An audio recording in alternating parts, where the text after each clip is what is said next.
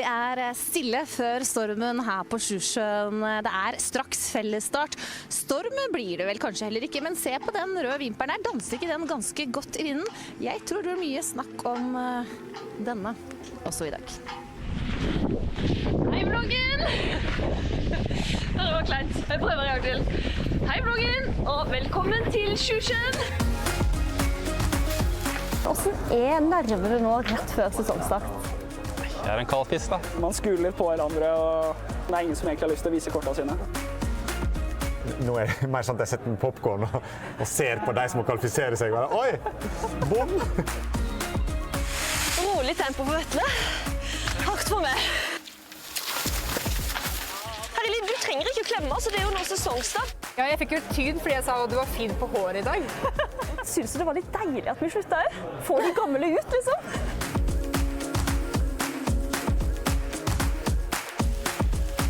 Takk.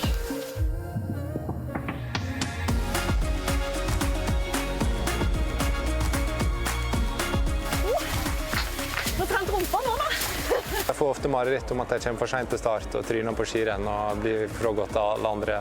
Jeg skjønner hva som viktigst. Oi, det var kryptisk. Jeg skjønner hva som viktigst. Nei, faen, skal jeg si? Jeg prøver en gang til. I dag blir det brøl og glede, og sikkert noen som skuffet og lei seg alt på en gang. I dag skal vi ha fellesstarter her på Sjusjøen. Finnes noe kulere enn det? Nei, det i hvert fall veldig få ting. Altså fellesstart noe av det jeg likte aller best å gå som utøver, og noe av det jeg synes det kulest å se på TV nå, så fellesstart, det blir veldig spennende. Det blir så kult for oss som skal se på, og så blir det kult for noen som skal gå, og så blir det litt høye skuldre, for det en del press. Det en del som kjenner på at det ganske mye alvor også. Ja, det jo siste rennet. Et uttak til verdenscup og IBU Cup skal gjøres, så det et viktig renn de skal gå her i dag.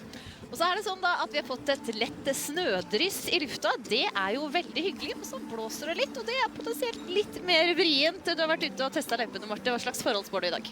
Nei, det var litt det samme som i går. Det blåser litt ujevnt, så jeg tror vi kan se litt sånn spennende skyteresultater også i dag. Løypene ellers var kjempefine, så jeg tror det blir gode og raske forhold i dag. Noen kommer til å smile like bredt etter dagens fellesstart som det Ingrid Landmark Tandrevold gjorde etter sprinten i går. Ja da! I dag hadde jeg bestemt meg og fikk til. Da tror jeg noe av det beste jeg har sett av Emilie på ståendeskyting. Hun var så bestemt og så klar. Veldig lett da, egentlig. Randby med en liten mulighet, hvis hun fyller, og rask skyting. Jeg veldig fornøyd totalt sett.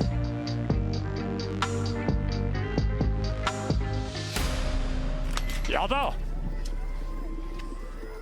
Ja, noen kunne legge seg med en god følelse etter i går, og kan da gå med litt lavere skuldre her i dag igjen.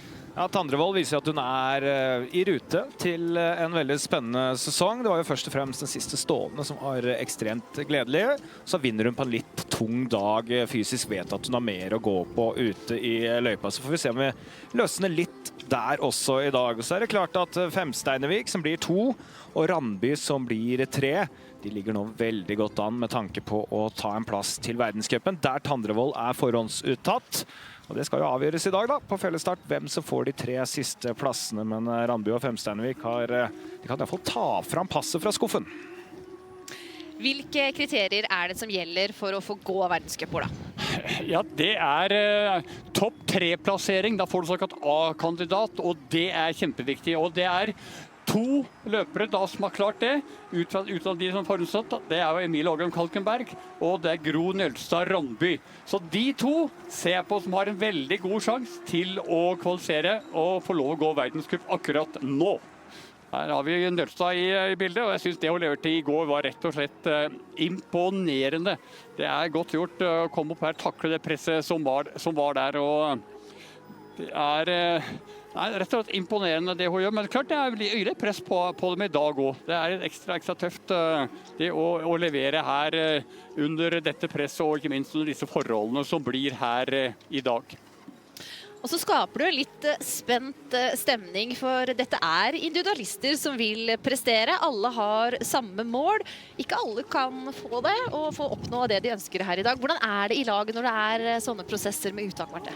Nei, det er vanskelig, fordi alle har så lyst til å ta de plassene på verdenscup og også i bucup, samtidig som man er på lag og skal fungere som lagvenninner, så det er en sånn spent stemning over hele åpningsrennet her, og jeg husker hvordan det var, og det er spennende, samtidig som det er litt ubehagelig, og det ligger så mye i det. De har jobbet et helt år for det her, så det er jo ikke rart at man kjenner på litt nerver i dag. En av dem som kjenner på nerver og som veldig gjerne vil, det er Marit Isvold Skogan. Hun slo gjennom her på Sjusjøen i fjor og fikk gå verdenscup basert på det hun gjorde her, og kom seg også på pallen i verdenscupen i fjor vinter og ble et slags stjerneskudd. Men så kom det noen nedturer. De har hun nå prøvd å legge bak seg, så nå denne helgen her så er hun på et godt nivå når det gjelder både humør og tenningsnivå, og det var hun også da hun tilfeldigvis møtte Øystein Pettersen. Går det fint med deg? Nei, jeg er litt nervøs. Er du det? Ja. For Jeg skal gå sesongåpninga? skirenn om 2 dager, vet du. Ja, hva er du nervøs på? Eller for? Om jeg treffer blinken, og om jeg helt tatt kommer meg opp bakkene. Ja. Det er jo bratt, da. Har du fått råd om å være nervøs, liksom? At det øker sannsynligheten for å Nei, treffe? Eller er det bare en sånn strategi du har funnet på selv? Ja, det er en strategi jeg har gått for ganske lenge nå, egentlig. Fungerer den? Til en viss grad. Uansett hvor god form og uansett hvor bra jeg har gjort det på trening, så jeg blir nervøs. Forrige sesong overrasket hun alle, inkludert seg selv, med en 3.-plass i Lenzerheide før jul. Jeg storkoser meg jo på tur. Altså, jeg synes jo det var kjempeartig å være med Johannes Bø og Tarjei og Ingrid og alle de store idrettsutøverne, altså skiskytterne. Jeg hadde jo aldri i verden trodd at det skulle skje i fjor, ikke sant? Men medaljen hadde også en bakside. Det ble flere nedturer, og resultatene uteble. Og jeg har jo jobbet mye med det, og jeg har jo faktisk fått tak i en mentaltrener også, som jeg har jobbet tett med i høst. For å egentlig skjønne hva som skjedde, for når en står i det, så vet en jo ikke selv hva som egentlig holder på å skje. Men det er jo det at en bare havner i en ond spiral og opplever noe som en kan kalle for en traume også, når en på en måte alltid bommer, klarer liksom ikke å få den godfølelsen på nytt. 26-åringen fulgte magefølelsen og takket nei til rekruttlandslagsplass i vår. Nå går hun for privatlag, og Skogan tør å drømme om nye pallplasser. Det er jo det folk husker, og det er jo det folk liker å snakke om. Altså, at jeg gikk hundrevis av strafferunder i Holmenkollen og i Anterselva, det er jo ingen som husker det. Men jeg husker det. Jeg husker det som at det var fælt. Det er ikke noe artig å bomme 4 i VM heller, liksom på en stående serie. Det er ikke det. Men jeg kom meg gjennom det, og jeg står her i dag, og jeg er klar for å konkurrere i helga. Og det er nå det gjelder for Skogan og flere andre, da. Ja, det er det, og Marit Isvold Skogan ligger jo fortsatt ganske godt an. Da. Hun er som med norske løpere plassert mellom 4 og 6, og det gjør at hun da er innenfor den såkalte B-kategoriet, og da er hun en av 3 til som da har en god mulighet til å komme til verdenscup. Ble jo med 3 i verdenscupene i fjor, så hun er helt klart en av toppkandidatene her. Videre så det som kanskje overrasker litt her i går, det var jo Siri Galtung Skar. Jeg må si det var en liten overraskelse at hun klarte å prestere på det nivået. Har ikke vært helt oppe på det nivået tidligere, men er også med nå i kampen om verdenscupen, og kanskje også muligheter til, ikke minst i bucup. Ja. Og videre så har vi jo også Ragnhild Femsevik med nesten brudd i skuldra. Gikk et kjempebra løp, veldig raskt i løypa. Er jo en løper som absolutt er kandidat til å være med og kjempe om en plass til verdenscupen. Så har vi de eliteløpere da, Ida Lien her da, som presterte langt under pari både i løypa og på standplass. Så hun må aller helst være på pallen, eller kanskje vinne for å være med og kjempe om en verdenscupplass. Er jo klar til i bucup. Og hvem av disse passer det da best for at det er felles start i dag, Marte? Ja, si det. Det er mange, alle de her kan jo komme på pallen og vinne i dag, men skal jeg trekke frem ett kort som jeg tror kommer til å gjøre det bra i dag, så har jeg litt tro på Ragnhild Femstadvik. Hun er en sånn typisk fellesstartløper, og god til å henge, og ikke minst veldig god til å spurte. Så blir det spurt, så tror jeg hun kan bli veldig skummel i dag. Vi ser løperne tripper seg rundt og gjør seg klare. Hvem av disse tror du blir aller best? Er det vanskelig å komme utenom Ingrid Landmark Tandrevold, som viser god, stabil form, leverte veldig godt i går, så gjør hun det samme i dag, så tror jeg hun blir veldig vanskelig å slå. Du skal si hvordan stemningen er i et sånt startområde nå rett før. Hva vil du si da? Nei, det er en nervøs, spent gjeng som er der. Det er mye nerver, og jeg er så glad jeg står her og kan slappe av med du i dag, i stedet for å stå i det litt spente miljøet der nå. Ja, vi holder oss her, og så bare gleder vi oss.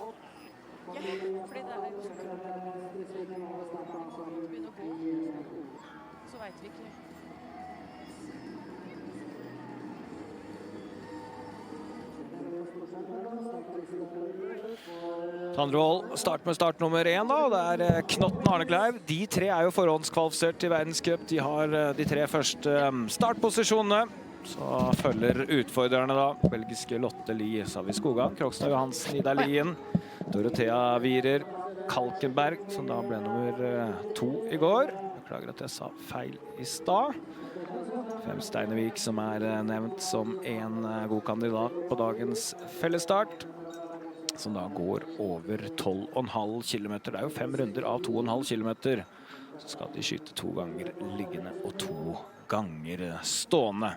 Totalt 40 løpere da, som har fått plass på denne jaktstarten for, fellesstarten for de aller, aller beste.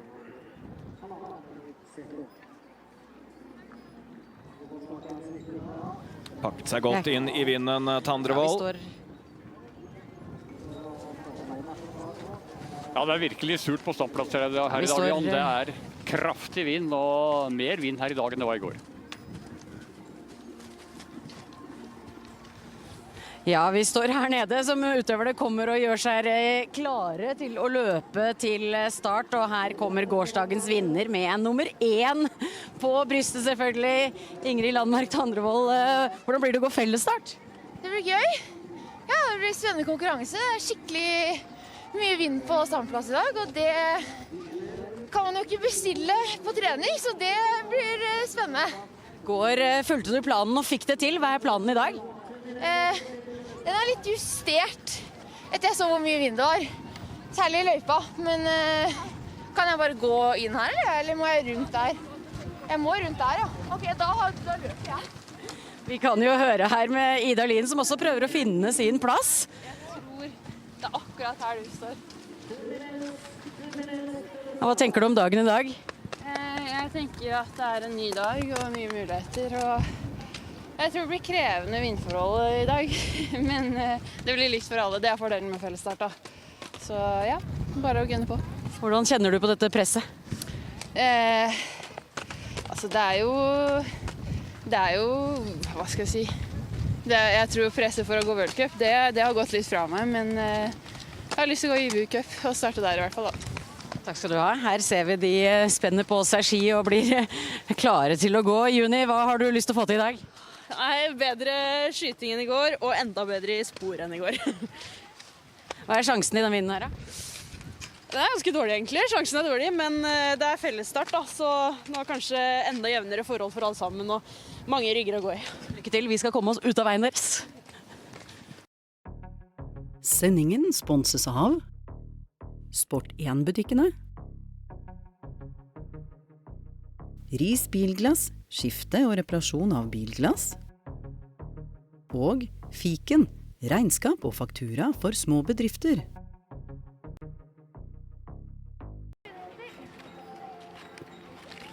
Ingrid Landmark Tandrevold klar, står side om side med Karoline Knotten. Bortenfor der Juni Arnekleiv. Så er det nok enda mer nerver bak i feltet her, hvor at de vet de må prestere helt opp mot sitt aller beste for å ta en verdenscupplass. Siri Galtung Skar der, som gikk et veldig godt løp i går, da hun ble nummer 6, er jo også blant de aktuelle 28 her, Mia Østreng kommer rett fra en 27. plass på gårsdagens sprint. Sprint og fellesstart litt to forskjellige ting. Da de i gang på det raske føret her på Sjusjøen. 2,5 kilometer før de skal inn til første liggende skyting. Ganske så bredt her. Et forsiktig Femsteinvik der innom. Jeg bruker stavene. Midt i feltet det veldig fort gjort. Selvfølgelig at noen tråkker på en stav, og den ryker. Ja, alle kommer fint gjennom første svingen her i hvert fall. Litt nerver første 200 meter nå. Ja, det det. Og det jo litt å finne posisjonen sin og komme langt fram i feltet, men man vil ikke ligge helt først heller. Så det litt sånn vanskelig denne første runden. Landslagsløperne da, som har tatt litt kommando. De 3 som startet fremst har gått i full bredde her. Juni Arnekleiv sa jo allerede på fredag at hun gledet seg til denne fellesstarten. Nå trekker hun seg litt tilbake. Det et Tandrevold foran Skogan og Knotten nå.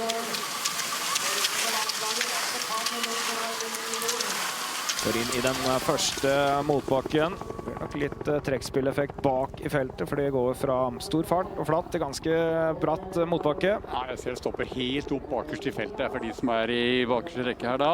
Det helt naturlig. Hvor hard vil du si løypa Marte? Den løypa på Natterudstilen knallhard.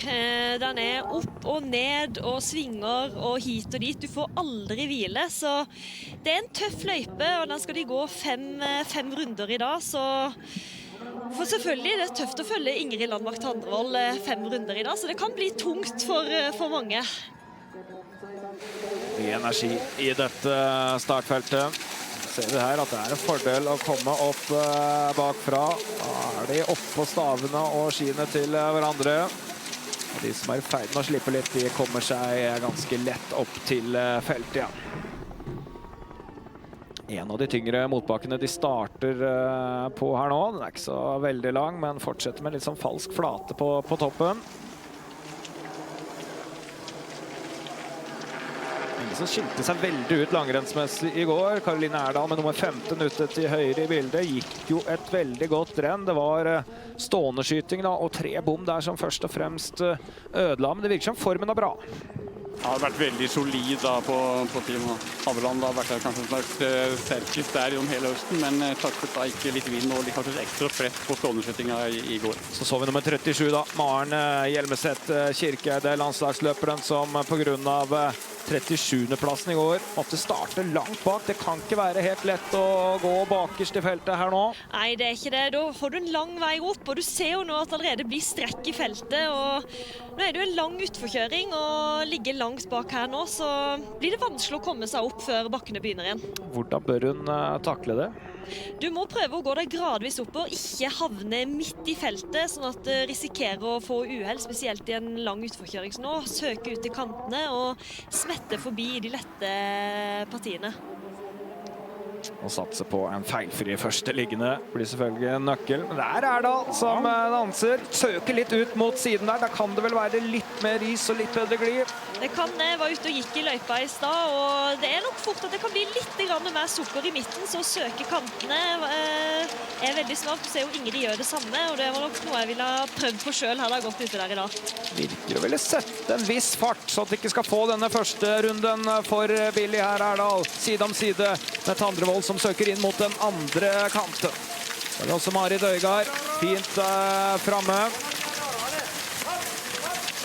Det blir en liten luke bak i feltet her, før blant annet Synne Overund da, som har slitt med ankeren sin de siste dagene, kommer.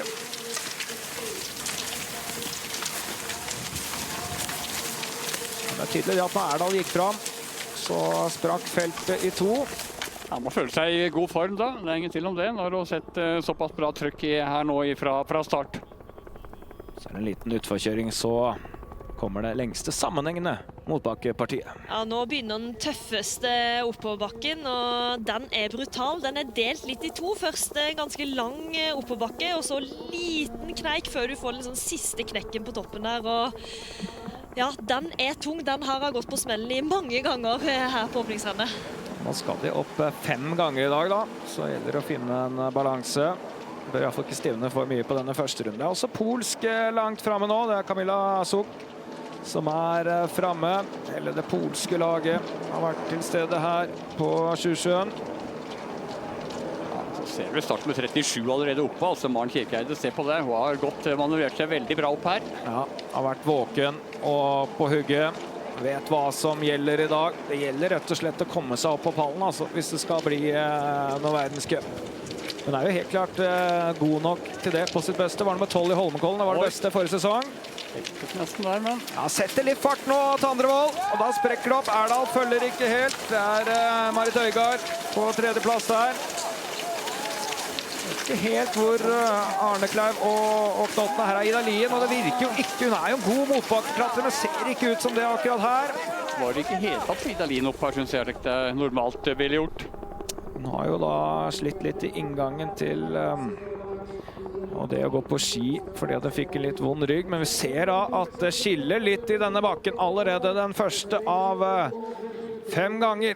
Det Knotten som nummer 3 der, så denne luka ned til Sukk, Øygard og Erdal. Og bak der Juni Arneklau som har havnet på feil side av denne luka.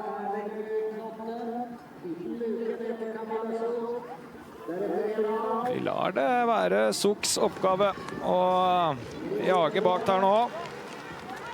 Merker nå, de hører på lydene bak at det flere som slipper. Selv om de ikke har lyst til å snu seg for ofte, så får de vel med seg. Ja, man får det med seg, og det jo klart at nå får de en veldig bra mulighet til å kunne gå en perfekt inngang inn til liggendeskyting. De kan ta det litt mer med ro, mens de bak de må stresse nå med å ta igjen T-trappa. Da vi jo spent da, når de runder inn her, Ola, på hvordan det inne på standplass akkurat nå. Ja, akkurat på standplass nå så det ganske kraftig vind. Det mye mer vind fra venstre. Det klart mye tøffere skjøtteforhold her i dag nå enn det var i går. På litt så det veldig ganske greit. Du takler det, men på stående vil du få tøff vind i krøppen akkurat nå. Kommer Dorothea Wierer også. Vi ser Skogan ligger litt lengre bak i gruppa. Nummer 19 her Ragnar Fotstad, som ble nummer 17 i går. Og skjøt hun feilfritt på liggende, og det blir jo en nøkkel for alle her nå. Tandrevold på tur inn, hun kikker ut på vindvimpla, ser på tur inn her, ser hvordan hun kikker nå, vurderer vindforholdene. Klargjøringen her. Hjelmeset Kirkeide med skive langt der borte. Kommer til å være tidligere gang med serien, og har lenger å gå da etterpå. Tandrevold irritert på seg selv. Unødvendig bom på liggende i går, hvor hun pleier å være så sikker. Knotten så bra oppe her, ja. Det var begynner bra. Tandrevold. Hvordan gikk det med Kirkeide der borte? Fullt. Ja, det aldeles strålende på vei ut. Og Knotten også med fullt. Ja, mens Arne Kleiv i trøbbel med 2 runder. Ja, 3 runder. Skogan skyter bra. Marte Krogstad Johansen helt ute å kjøre. Ida Lien har bommet. Wierer fikk 1 runde. Hemsteinevik, 3 bom. Halkenberg, fullt hus. Og Skogan, fullt hus. Ida Lien, 2 runder. Så det flere av de unge som skyter bra. Torjussen med fullt hus igjen. Hadde jo 10 treff i går, den unge Fossum-løperen. Så ser vi avstanden ut da. Her Line Knotten. Aller først ut der. 4,7 foran Kirkeide, som har Tandrevold, Kalkenberg og liten luke til Øygard. Skogan 18 sekunder bak. Dorothea Wierer med en bom igjen. Har ikke skutt feilfritt på den eneste skyting her så langt. 31 sekunder bak. Randby, gårsdagens tredjeplassinnehaver, 36 sekuner bak. Skar, som kjemper om en verdenscupplass, 44 sekunder bak. Her skjedde det mye, altså. Ja, det gjorde det, og det var overraskende mange som bomma. Du ser at Karoline Knotten nå går inn der, skyter en rask og feilfri serie, og får en ganske komfortabel luke ut til Kirkeide og Tandrevold, som vi håper vil ta vare på. Se på Ida Lien. 1-12 bak. Det en tung start på denne fellesstarten når du vet du må prestere. Ja, det blir en tøff start nå, og det langt igjen da, så mye kan fortsatt skje, men ikke en ideell start for Ida, dessverre. Mens Hjelmeset Kirkeide i motsatt ende, har vært offensiv og fått svar. Klatret mange plasseringer, skjøt perfekt. Det har dannet seg en kvartett før Øygard kommer her på 5. plass. Og så det Jakiela, som har vært nummer 11 best i verdenscup. Her kommer Skogan sammen med belgiske Klottens. Synes man har blikket bra opp i bakken der, Skogan. Oppe den litt falske flaten hvor de jobber dobbeltlands før de får den lengste utforkjøringen i denne 2,5 kilometeren som gås mellom hver skyting.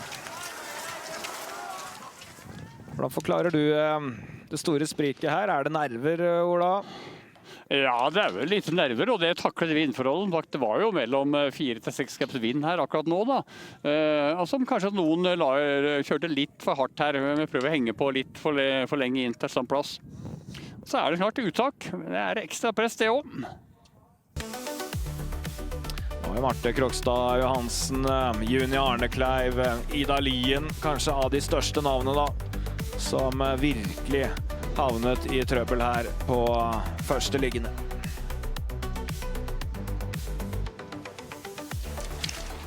Og nå er det virkelig tak i Kirkeide.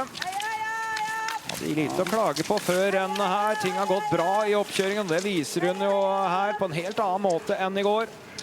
Det går rykte om at de norske damene gikk på noen helt nye ski og endret på noen skilengder og på helt ny struktur. Det kan være at de går på litt mer gamle ski og litt bedre ski i dag. Jakela nærmer seg et par sekunder siden utgang liggende. Øygard taper et par sekunder. Skogan 20 sekunder nå. Da har hun tapt 2 sekunder.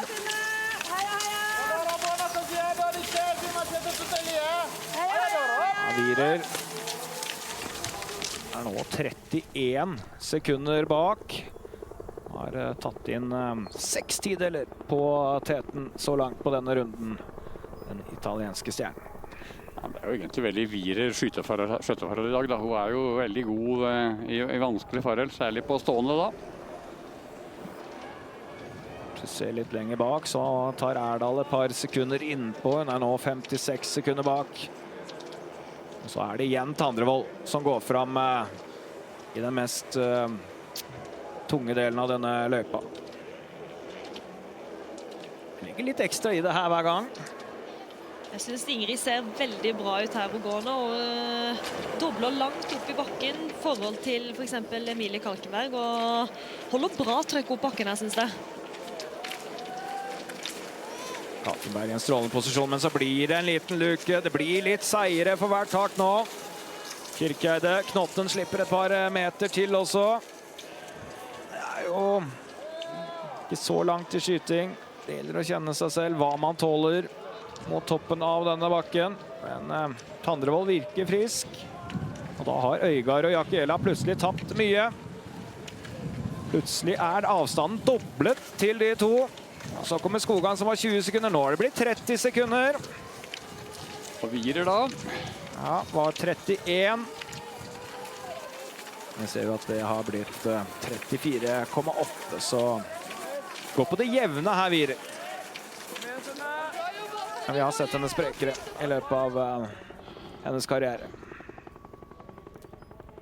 Ja, det er de to. Det blir 2 duoer her da fremme. Ja, det blir mange meter her nå. Sterkt av Kalkenberg da, som er en del av dette kombinerte U23 og rekruttlaget, som trenes av herrene Andreas Kvam og Halvor Jørstad. De hadde en god dag i går da, med 2 på pallen. Ja, den var veldig godt fornøyd med det da. Men som måtte bli, det er alltid noen som er jo på 6-rammer likevel, men det var bra det. Vi er offensive på treningsfronten de også. Prøver litt nye ting. Gjør ting litt annerledes enn det de gjør på elitelag. Tandrevold hadde en kjempesesong i fjor på mange sett og vis, med 3 verdenscupseiere, nummer 3 sammenlagt i cupen. Så var det et VM, pluss den der sammenlagtcupen helt på tampen, som kanskje gjorde at hun er litt revansjesugen, selv om det var en god sesong. Botnan, sjefen, følger nøye med. Han har hovedansvaret for uttaket etterpå, Ola. Han har det, og får ta det etterpå, men nå kjenner min her. Det er ganske like vindforhold nå som det var på den første serien. En 3-4 kneps inn fra venstre, ganske rett fra venstre akkurat nå.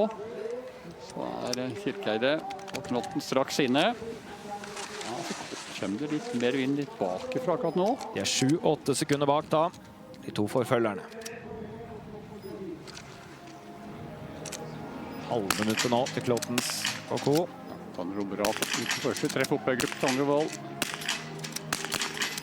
Langt ved. Midt i.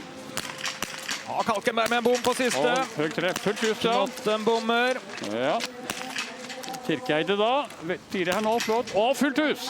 Ja, det er strålende. Skjøt altså 2 bom på begge skytinger i går og er feilfri så langt. Men Tandrevold med glimrende liggende skyting, slik vi er vant til det. Feste grepet. Men Kirkeeide er ikke lenger bak enn hun var igjen. Har faktisk nærmet seg litt på standplass. 6,8 sekunder nå for Hjelmeset Kirkeeide. Øygard feilfri så langt. Virer fullt. Ja, Jakila får en runde. Øygard fullt. Kjapp serie av Virer da. Skogan får 2 runder da. Ja, det er ikke bra. Febsteinevik med en bom på det 4. skuddet. Strøte. Randby får en runde. Fullt. Ja, bom på siste for Strøte. Brennare Gran, fjorårets norgesmester i sprint. Da er 1 skudd igjen og er feilfri.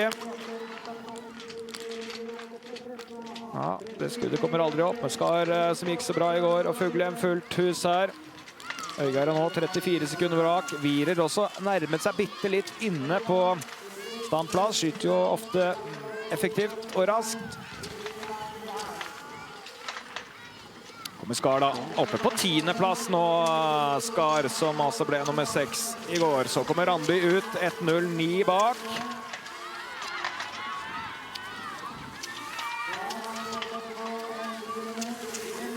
Vidar Lien nå da, på tur ut her, går ut der. 21 bak Ida Lien. Dette er en veldig god serie her nå. Ja, var et 18 bak inn. Og Tandrevold holder vel disse 6, 7, 8, 9 sekundene. Virker som hun gir litt gass ut på denne 3. runden. Det er en vurdering hva hun bør gjøre nå.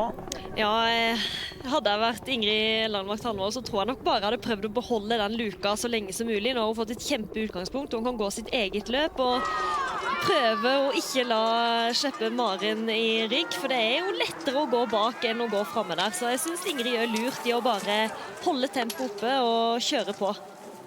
Ser vi stillingen da etter de 2 liggende skytingene med Tandrevold foran Kirkeeide. Kalkenberg med en bom. Samme med Knotten, får vi se om de samler seg igjen. Ellers er det blitt litt åpent, Ola. Ja, det er veldig åpent nå her. Men nå skal vi jo gjøre det vanskelig på standplass med de vindforholdene. 2 stående serier, så det vil nok skje en god del skiftninger etter hvert her, tror jeg. Det er ingen tvil om det. I hvert fall hvis vind skal være like kraftig som han har vært her. Ja, og slik det ser ut med tanke på de 3 ledige verdenscupplassene, så er det jo Kalkenberg som har en veldig fin posisjon og ligger an til pallplass igjen, mens Kirkeeide kan jo, slik det ligger an nå hvis hun fortsetter, rett og slett gå seg fra fiasko i går til verdenscup med dette løpet, men vi er bare halvveis, Ola. Ja, vi er det akkurat der vi er, og det er 2 kjempeviktige stående serier, og det er helt sikkert var Hjelmeset Kirkeeide fullstendig klar over, men jeg synes det er mye mer trøkk i gåingen hennes nå enn det vi så i går. Han har vært offensiv fra første meter, så ser vi bak der at Virer kommer seg forbi Karoline Knotten. Hvordan ser du, synes du rutinerte Virer ser ut her i løypa? Nei, jeg synes du ser bra ut, og jeg tror det er en veldig lur rygg for Karoline Knotten å henge i den, og at de 2 kan gå sammen og ikke tape for mye til Ingrid på den runden her blir viktig, skal de ha håp om pallplass i dette løpet her. Ja, det bør skje. Jobber hardt ute til høyre her, side om side med polske Jakiela. Børs som var på Team Geilo da. Polen har norsk landslagstrener, de polske kvinnene. Avstandene blir ganske store her, altså. Nå er vi over minuttet. Skar holder seg på 10. plassen. Randby like bak der. Like bra i løypa begge 2 i går. Og så er vi den lengste motbakken igjen, der Tandrevold har vist sin styrke på hver eneste runde til nå. Vi fikk jo revansjert den liggende skytingen fra i går, og viser hvor god hun Ola. Ja, det var 2 meget solide liggende serier, men klart du hadde 3% på 96 i fjor, da. Det går skal an å gjøre det bedre, så så er det da de 2 spennende stående serier. Går veldig offensivt og bra, og så får vi se om å takle disse vindforholdene i dag da. Startet runden med 6,8 sekunders forsprang, så var det 13,4, og nå er det 18,6. Tendensen helt klar. Så er det Kalkenberg, som nå føler at Wierer nærmer seg litt bak, for Wierer har hatt ganske lik fart som Tandrevold så langt på denne runden, men taper 2-3 sekunder også Wierer nå mellom disse 2 punktene. Og Knotten ser ut til å ha mer enn nok bare med å være med. Det er en halvmeter til meter større avstand enn hun egentlig ville hatt. Nei, jeg synes Wierer imponerer meg, jeg må si det. Jeg synes hun imponerte litt i løpet i går, og det er tydelig at hun sagt bedre trent og har fått påvise bedre i år enn tidligere år. Det er en avgjørende fase her nå, Marte. De skal ha bein å stå på her. Hvor hardt bør du presse på denne runden hvis du Knotten da, for eksempel bak der? Nei, det er en vurdering man må ta, og det er jo litt sånn med overskudd. Du ser jo på Ingrid når hun går på ski nå, at hun får så mye igjen for hvert ski, hvor hun går fort uten at det ser ut som hun har pådratt seg for mye syre. Så jeg synes det er veldig bra det man ser av Ingrid ute i løypa her. Ja, og så synes Hjelmeset Kirkeide kanskje litt rettere i beina allerede, sammenlignet med hvordan hun gikk de 2 første rundene. Ja, kanskje spesielt Emilie Kalkenberg, som jeg synes så veldig sprek ut i starten. Men kanskje det ble litt tøft å henge på Ingrid Lammer-Hallvold på første runden der. Han ble litt for tøff åpningsfart. Det er jo disponere løp, Marte. Det er jo fryktelig viktig å gjøre det. Ja, men så er det ikke bare det. Når du blir for ivrig, du har så lyst til å være med, så det er vanskelig, men dessverre ser det ut som Emilie må betale litt for den harde åpningen nå. Ja, så Ingrid på Turin her da, straks, så nå er det faktisk det mest, så å si vindstille her, akkurat i det hvor hun svinger inn her. Nå har hun fine forhold, men det varierer jo hele tiden da. Skjøtte jo helt perfekt i går. Men i enkelte perioder forrige sesong så visste vi aldri helt hva vi fikk fra Tandrevold. Så det er jo en fin test dette her før verdenscupen å komme alene inn på denne måten. Ganske greie forhold her. Litt mer trekk nå. Har alle øynes på seg her. Hun leder med 24,8 sekunder. Får en hårfebom på venstre, ser vi. Hun bare går på. Ja, det er offensivt. Ja, jeg synes hun leverer en veldig god serie her under ikke sånn panisk etter en bom, bare jage på videre. Ja, men det er mulig for Kirkeide å nesten ta igjen forspranget da, hvis hun skyter fullt. Begynner bra. Mye tid. Treff venstre. Og treff ned venstre. Og midt i, ja, flott serie. Ja, perfekt skyting så langt. Har snudd opp ned på det hun gjorde i går. Og så er det stikk motsatt her for Kalkenberg. 4 bom! Ja, helt totalt brekk da. Og så er det Wierer da, som leverer en perfekt Wierer spesial. Og bare 2,6 sekunder bak nå for Kirkeide. Og Wierer kommer ikke til å være veldig langt bak. Og Knotten også kjemper i siste skuttet fullt hus. Ja, dette blir interessant før den siste stående. Med Wierer bare 17,3. En knapp strafferunde bak Tet her. Og Knotten omtrent på en strafferundes avstand. Det drar seg til. Det skal bli litt ekstra trøkk på denne siste stående serien. Øygard 2 bom. Ja, får 2 runder her da. Jakela bommer 2 ganger.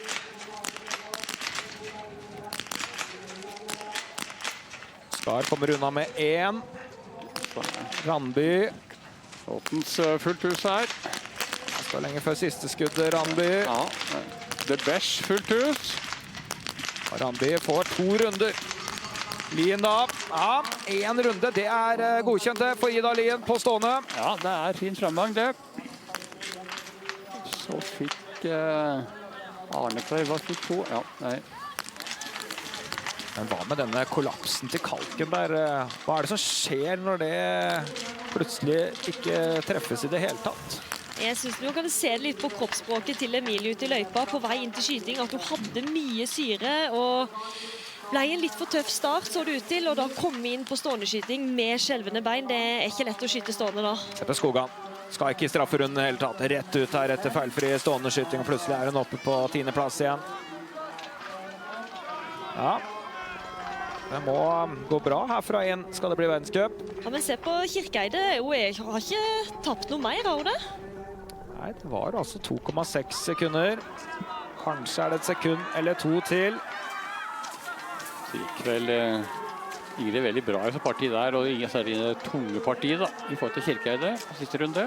Ja, nå skal de kjøre ned da, før de kommer inn i den tunge bakken. Får vi se om hun tør å dra på der da, til Tandrevold. Lummen skal sikre seg perfekt bein å stå på. For hun har nok fått med seg nå at avstanden til for eksempel Wierer har levert noen gode siste serier Wierer når hun har hatt muligheten opp igjennom.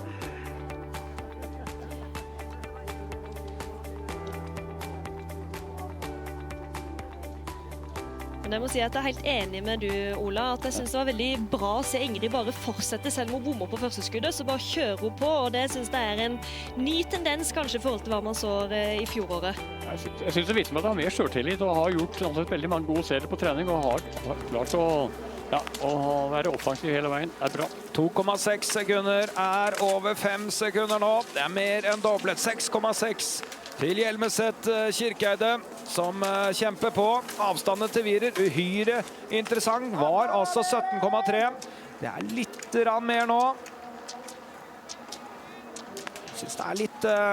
Den er litt mer i zonen i dag, Wierer. Du ser at den vil litt mer. Den er cirka 1 strafferunde nå. 1 strafferunde på stående.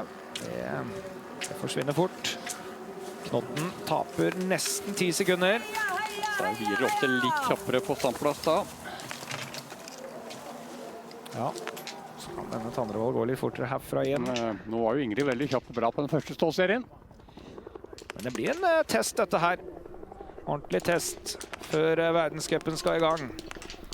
Nå har Wierer på den avstanden. Men takler den situasjonen eller ikke. Så er det noe med det å komme inn på skiveien. Det er en prøvelse i seg selv, og noe man må trene på. Så det er en kjempebra trening til verdenscupen for Ingrid sin del. Kalkenberg datt for øvrig til 21. plass da. 1,53 bak på denne første stående serien.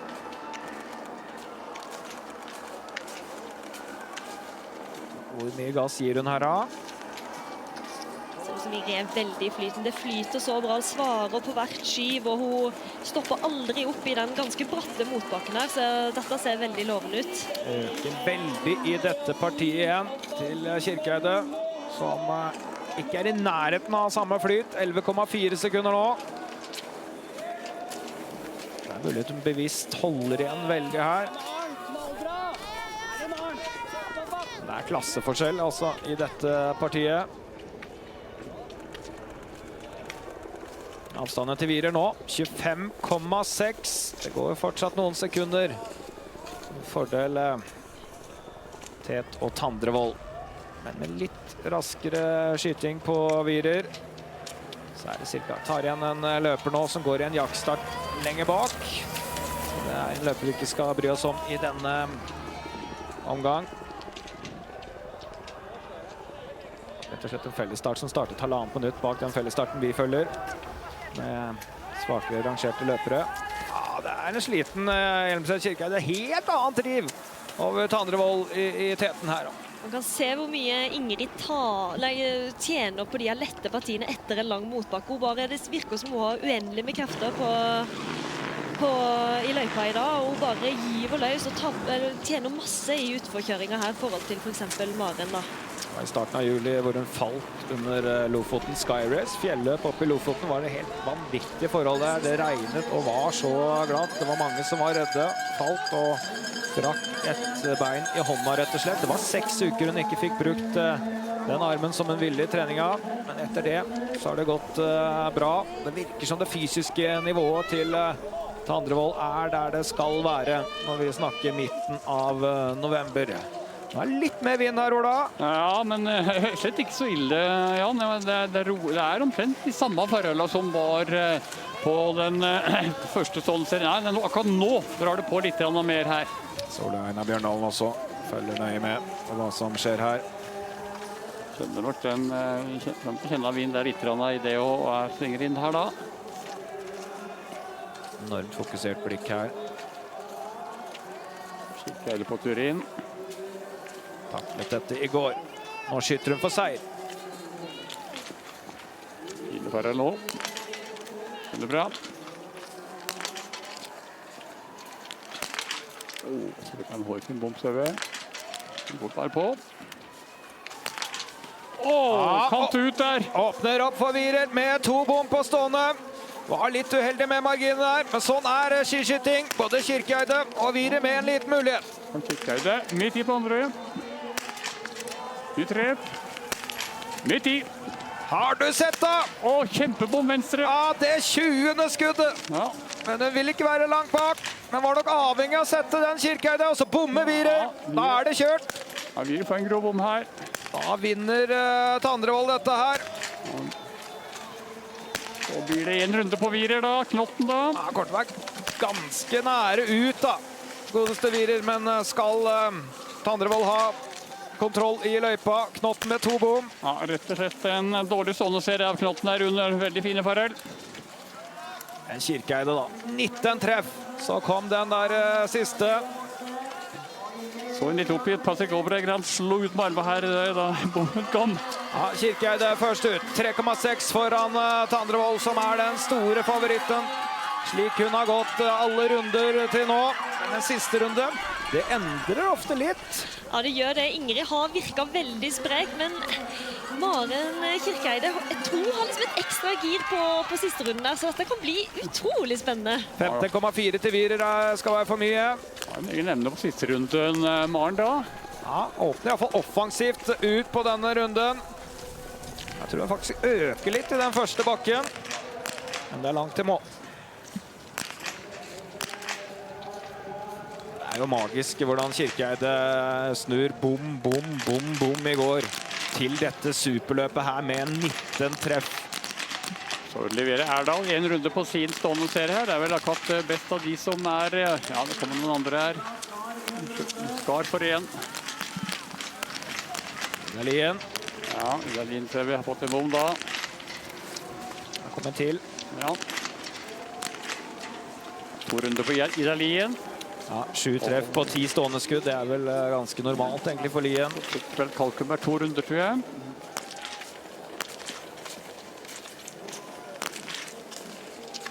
Her er det ei som startet 1,5 minutt bak da. Går i fellesstart 2. Det har jo klart seg veldig bra da. Torstensrud, ja. En av de virkelig talentfulle fra Team LO har fått en bom først her da. 2 treff. Kom det Sverige en ny bom. Ja, får 2 runder på serien sin. Ja, jeg får et løp frem til siste stående her som viser at hun har bra kvalitet. Så her da, hva er avstanden her ute? Der er omtrent på de samme 2 sekundene, men det er nærmere nå enn hun var for noen 100 meter siden Tandrevold. Og kommer nå inn i den delen av løypa hvor hun har vært suveren så langt. Hvordan er det å kjempe disse kampene på siste runde? Og det er fælt. Det er brutalt og hardt, og jeg er spent på hva taktikken til Kirkeide er nå. Må komme til å slippe Ingrid foran seg og prøve å henge så godt som mulig. Og da tror jeg hun kan ha en sjanse i spurten hvis hun klarer å henge med helt inn. Men jeg tror Ingrid har et lite ekstra knepp opp den langbakken, så hvis Maren klarer å henge på der, så kan det bli veldig, veldig spennende. Tandrevold henter den luka nå i dobbeltdansen her, og så har hun kontakt før den lange motbakken, hvor hun har fått en luke på hver eneste runde.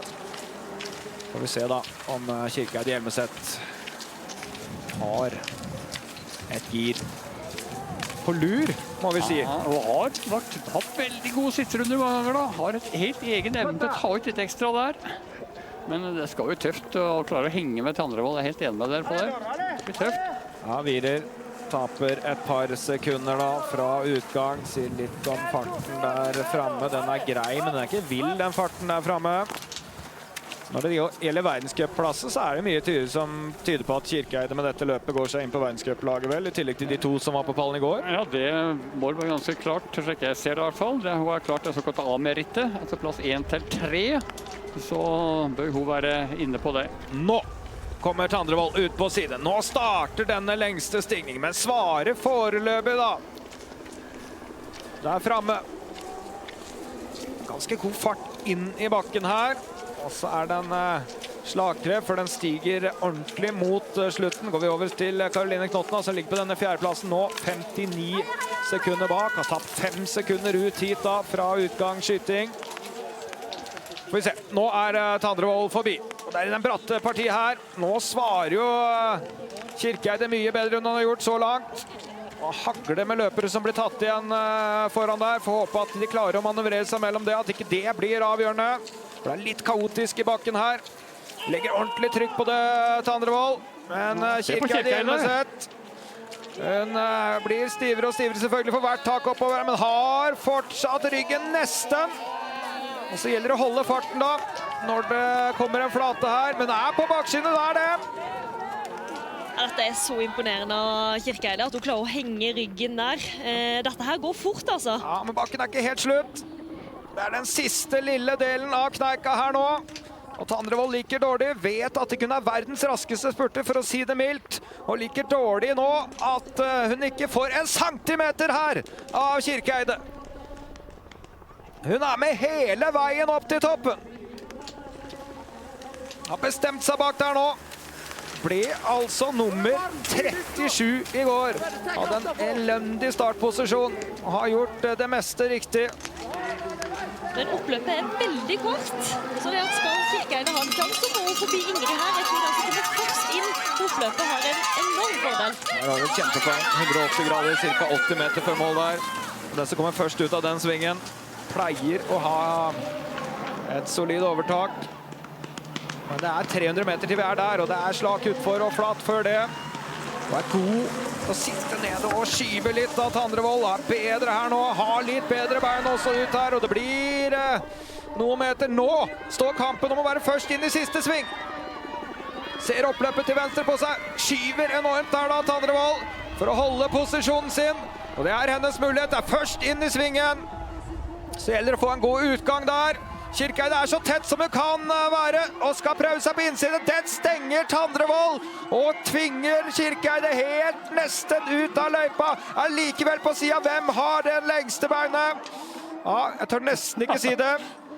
Ja, det var jo en spurt som juryen også må se på, for her var det komplikasjoner, og det centimeter altså som skiller. Skal vi se. Tandrevold først i mål i alle fall. Ja, det ingen tvil. Men hvordan ser du på det som skjer når begge havner i samme korridor der, Marte? Nei, Ingrid var jo taktisk smart og presset Kirkeide ut, men jeg tror jo Kirkeide kanskje tok en litt feil vurdering, burde ha tatt sjansen på å gå rundt, for jeg tror kanskje hun har hakket bedre spurtegenskaper enn Ingrid Langmark Tandrevold, men det ble jo uhyrlig spennende. Jeg tror hun trodde at Tandrevold skulle ta den midtre korridoren der, og så går Tandrevold. Spørsmålet jo om hun var i den midtre, eller om hun før første granbare bare i den innerste korridoren. Ja, det akkurat det. Jeg følger ikke helt med på det, men det skal jo egentlig ikke være 2 løpere i samme korridor som spurter i samme, da. Så det får vi se på etter hvert her. Det løperen som kommer bakfra da, som ansvarer at det ikke skal bli, men spørsmålet om Tandrevold da, før det første granbare der, så skal hun gjøre valget sitt, og gjør valget i siste liten. Hvis hun først der og velger innerst, så det greit. Får vi se på reprisen her.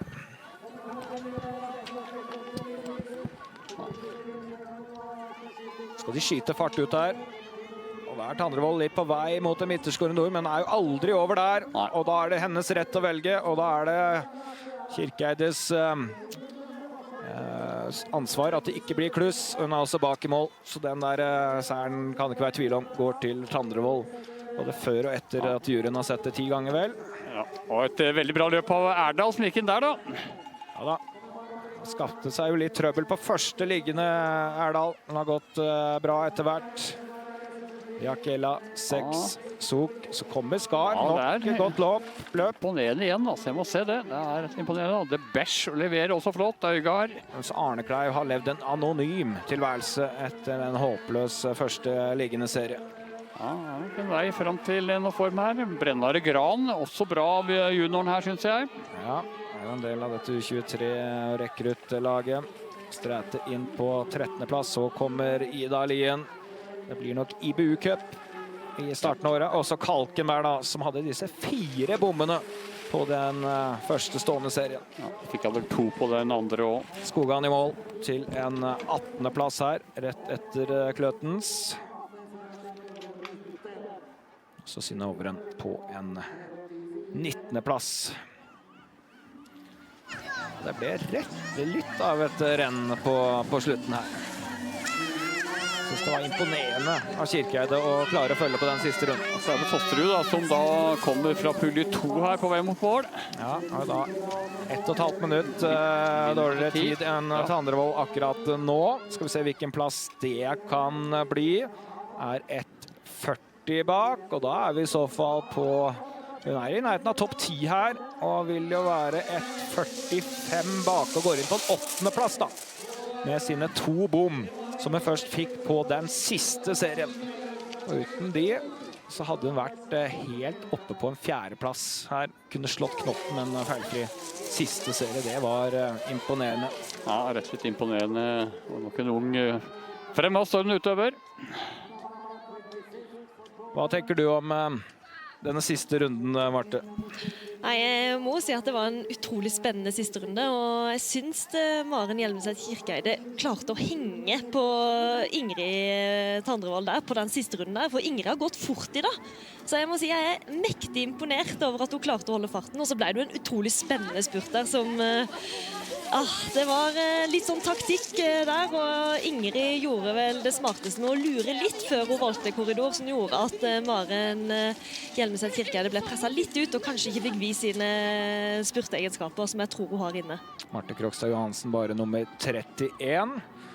Og så er det klart at dette siste skuddet i dag for Kirkeide, tankene kommer nok til å streife innom det også i timen etter løpet. Ja, det er helt klart. Det er jo liksom så nærme å gjøre det perfekte på standplass, og så klarer du ikke helt å fullføre det. Hvor vanskelig er det, Marte? Ja, nå gikk hun ut døra. Nå kan hun svare på når hun kommer ned til Ida. Det er greit.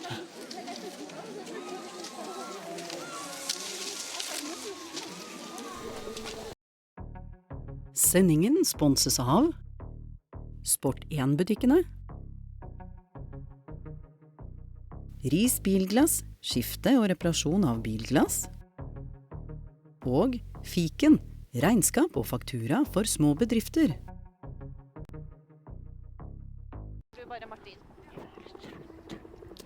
Landmark Tandrevold da vinner med samme tid som Kirkeide, men var de nødvendige centimeterne foran. Dorothea Wierer viser at hun er litt på gang inn i denne sesongen, er litt over halvminuttet bak Knotten 4. Så følger Erdal. Gode prestasjoner av Erdal. Torsteinrud ikke minst, Skar og Debesche, som er topp 10.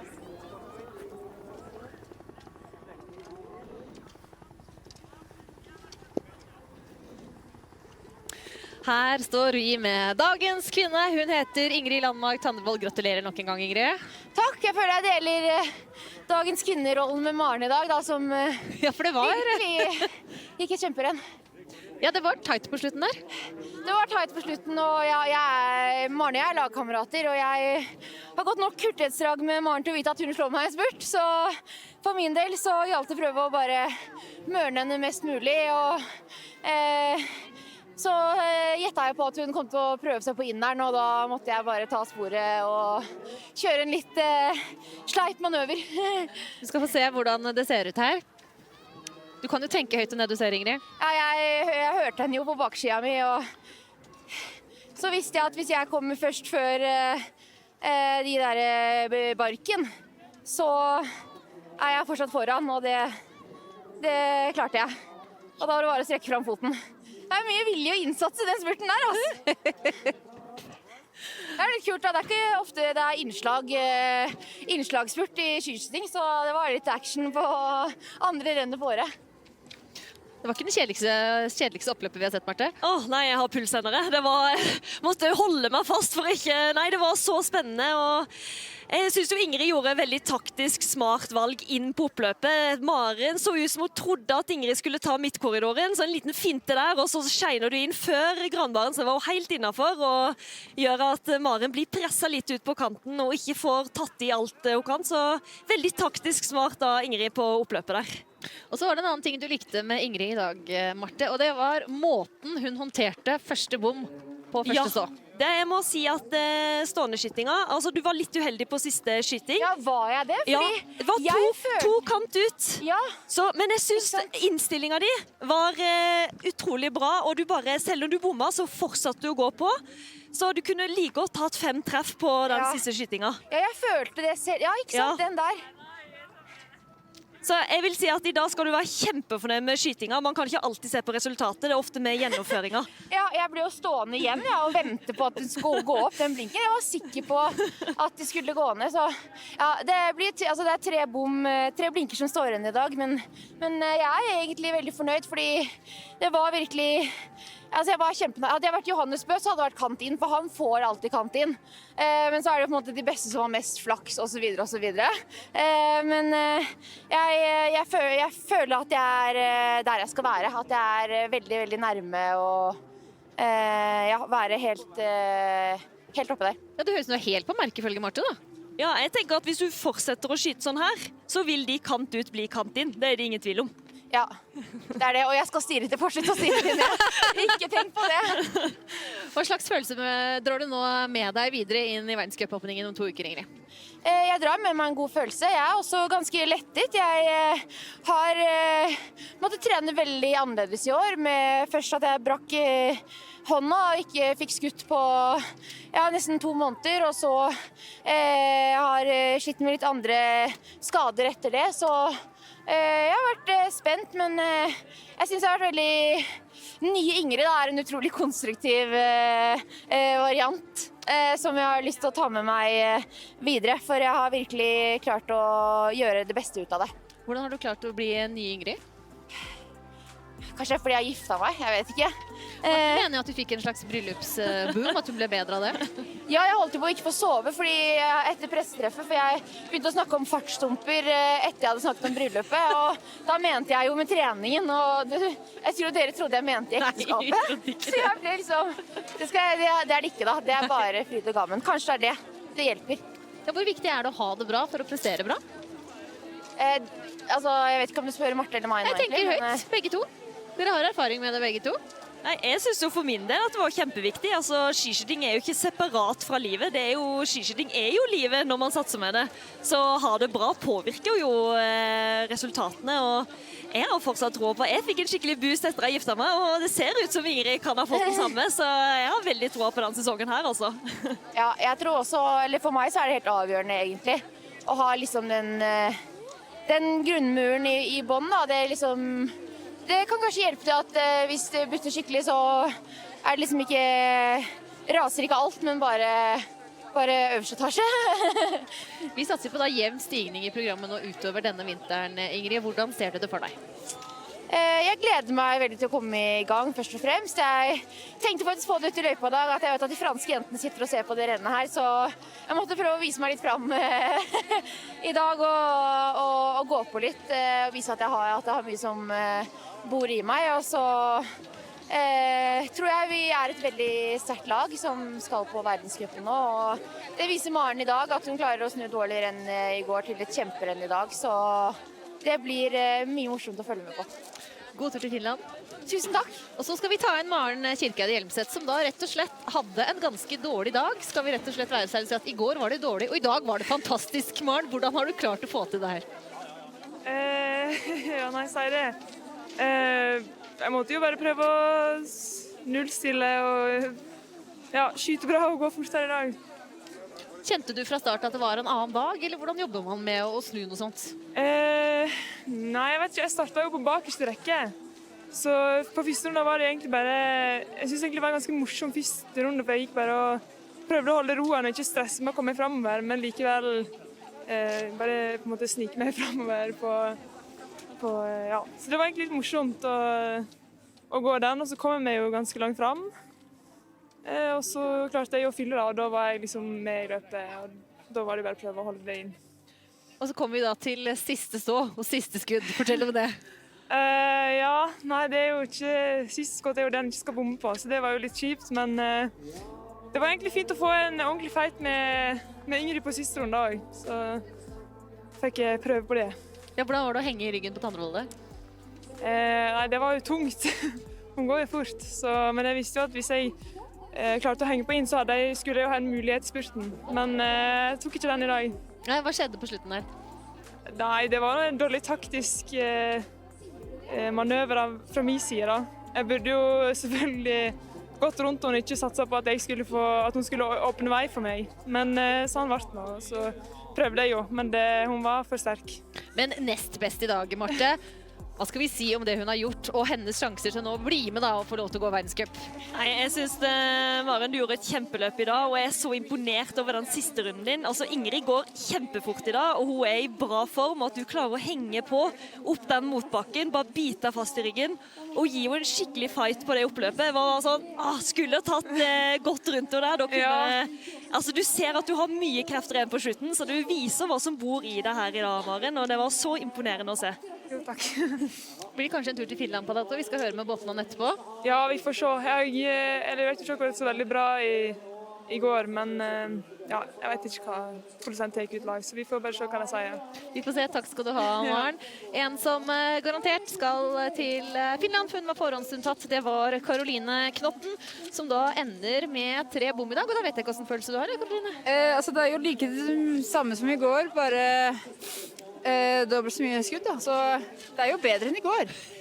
Ja. Altså, jeg er veldig fornøyd med første stå. At jeg lærte litt fra i går, roet meg ned, og så gjennomførte jeg en bra ståserie. Og så synes jeg på en måte at man ser at planen min funket. I forhold til jeg har jo tvilt litt på det siste uka, når man liksom ikke føler seg helt klar for å gå skirenn, og litt nervøs og kanskje ikke helt formen er på plass, men et hakk opp i dag, og da får jeg litt mer bekreftelse igjen på at det går fremover, så da ser jeg veldig bra. Det ser bra ut for de neste 2 ukene. Du smiler med øynene i hvert fall. Ja da, det var godt å få en sånn, ok, det stemmer, stå i planen din, for jeg har jo egentlig følt meg bra i år. Og da er det bare det at man liksom får en sånn liten, når man føler at man ikke har energi, liksom. Jeg kjente det bare på innskyting i dag, at jeg orket liksom å ta litt fartsøkning inn. Det orket jeg ikke i går, og da er det fremgang, og det er bra. Vi gleder oss til å se deg videre i verdenscupen, Karoline. Dit skal også Dorothea Wierer. Hun står her, er da dagens 3. beste kvinne. Dorothea, what do you say about this race? Yes, I think it was good for being back after February. It's a lot of months that I had no competition and no training against no woman, so I think it was good. Of course, I can feel that in the uphill I have still to improve, but I think I can be happy. How do you look upon the winter now? Yes, after last year I'm a little worried because I was so many times sick that I'm really afraid again, but I hope it will work out well, and then of course the winter is really long and a lot of competitions and so many strong girls, so it have to be everything perfect to have a good season. Good luck with everything. Thank you. Det var Dorothea Wierer. Jeg skal også rope inn Marit Ishold Skogan og Emilie Kalkenberg, som er 2 av disse kvinnene vi har snakket om som gjerne ville gå verdenscup. Og da lurer jeg på, Marit, hvordan har du det nå? Nei, altså, det går greit. Men verdenscup, det blir det ikke. Nei. Det har du bestemt deg for selv? Ja, nei, altså. Jeg har ikke bestemt noe, men det skjønner jeg. Så det blir nok mest sannsynlig idre, og hele meg litt sånn i Norden, vet du, det liker det. Så det blir bra. Hva tar du med deg fra denne helgen her da? Nei, altså jeg tar med meg et greit løp i går egentlig. I dag litt sånn, ikke like bra egentlig, litt tung kropp, og jeg hang ikke helt med, liksom. Det var sliterløp da, på godt norsk, så... Men noe bra, noe dårlig, noe å jobbe med videre, litt av hvert. Ja. Litt av hvert. Ja. Selvfølelsen nå da, hvordan vil du skrive den? Litt sånn halvveis. Den var bra etter i går. I dag litt mer sånn, nei, nå må jeg jobbe litt med kanskje skytinga. Og formen. Egentlig jobbe litt selv. Høres det fornuftig ut for deg, Marte? Jobbe litt med skytinga, litt med formen. Selv jeg kan si at det høres smart ut. Bare pass på å ikke jobbe med alt på en gang. Sesongen har så vidt startet, du har god tid, og det kommer mange flere sjanser til å gå seg inn på verdenscup, så bare ha litt is i magen og ta steg for steg, så er du der før du aner det. Ja, absolutt. Det var kloke ord, så det skal jeg virkelig ta med meg. Ta det med deg. Noen kloke ord, det kan det hende at Emilie Kalkenberg også trenger, for du trenger ikke å være Veldig skarp for å skjønne at den ene skyteserien i dag, Emilie, den tror jeg ikke du har lyst til å snakke sånn megamye om. Vi må da likevel. Ja, nei, det er ikke noe jeg kan si jeg er veldig stolt av, nei. Hva skjedde? 4 bom? Nei, det var elendig. Jeg og treneren ble enige om på innskyting at jeg er komfortabel med plan B og skulle snu innføringen fra venstre til høyre. Og den var ikke jeg så komfortabel med, som jeg hadde håpet på. Så det ble ikke så god timing. Det ble litt for stor fart på innføringen og bom venstre hele veien, så klarer jeg på en måte ikke å rette helt opp heller. Så det er bare å ta sterk lærdom. Det er for dårlig, rett og slett. Hva slags lærdom er det å hente ut fra sånn? Nei, man må bruke det til læring, altså at ikke man tar det bare for en dårlig serie, men finne ut hva var det som gikk galt, og hva er det man kan gjøre bedre, og sånne serier vokser du på. Bruk mest mulig erfaring ut fra det, og kanskje trene litt på å bytte side når det er vind som nå da. Det blir ikke siste gangen du kommer til å skyte i sånn her vind, så du leverte kjempebra i går, Emilie. Du kan ha all grunn til å ha masse selvtillit, og det er lov å feile og lære noe av det, så kommer du styrka ut av det her. Ja. Det skal gå bra. Det Marte sa. Hva tror du nå om sjansene for verdenscup, Emilie? Nei, altså jeg følte jeg la inn en god søknad i går, så jeg har ikke gitt det helt opp. Men vi får se hva han bestemmer seg for. Vi gleder oss til å se deg lære av dette og komme sterkere tilbake, Emilie. Jo, takk for det. Ja, det var et underholdende renn, denne fellesstarten fra start til slutt. Knotten først ut etter første liggende.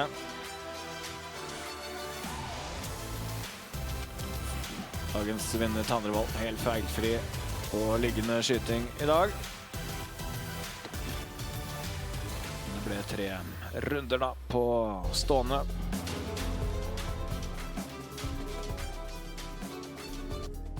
Det var marginale bom.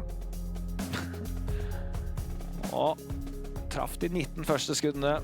Kirkeide før det siste gikk langt ut venstre. Da ble det spurt mellom lagvenninnene på landslaget. Taktisk strålende gjennomført av Tandrevold. Han klarte å kamuflere det at Kirkeide kanskje er kneppet raskere. Virer inn til en 3. plass. Og det var hun godt fornøyd med. Virer som var syk 5 ganger forrige sesong. Noen er kjempefornøyd, og noen er ikke det. Og det er vel akkurat sånn det pleier å være. Da. Det var en del skuff og jenter som hadde verdenscup. Det ble det ikke nå. Ja, det er litt sånn det er. Det er brutalt. Du får 2 sjanser, og leverer man ikke på de 2 mulighetene man får, så er det ikke flere sjanser. Da får man gå seg inn i buecupen og videre til verdenscupen der. Så det er brutalt, det er det. Brutalt var det ikke for Ingrid Landmark Tandrevold. Hun svever på en rosa ski som nygift og lykkelig, og håndbrudd og alt er glemt, og det ser ut som det er riktig så bra med Landmark Tandrevold. Ja, jeg synes det er imponert over å ha sett av Ingrid i helga. Du ser at hun går med energi, hun har masse krefter ut i løypa, har roa på skytinga, hun er offensiv på stående, og klarer i tillegg til å gjøre taktisk gode vurderinger helt på slutten inn på oppløpet. Så jeg må si jeg er veldig imponert over Ingrid denne helga her. Det er gøy å la seg imponere, og jeg tror ikke det blir noe mindre trøkk når vi er tilbake om en halvtimes tid, for da er det fellesstart menn på Sjusjøen. Jeg tror jeg nærmest kan garantere maks trøkk og potensiell overtenning for flere. Og det kan det bli for Petter Northug neste helg når han skal gå nasjonal åpning langrenn på Beitostølen også. Det er mange som håper å se Northug under VM i Granåsen. Det skal nok holde hardt, men han gir alt han kan denne vinteren, så håpet det lever fortsatt. Få har skapt samme engasjement som trønderen, og sånn har det vært fra første gang vi ble kjent med han. Han skjønner det, Petter Northug!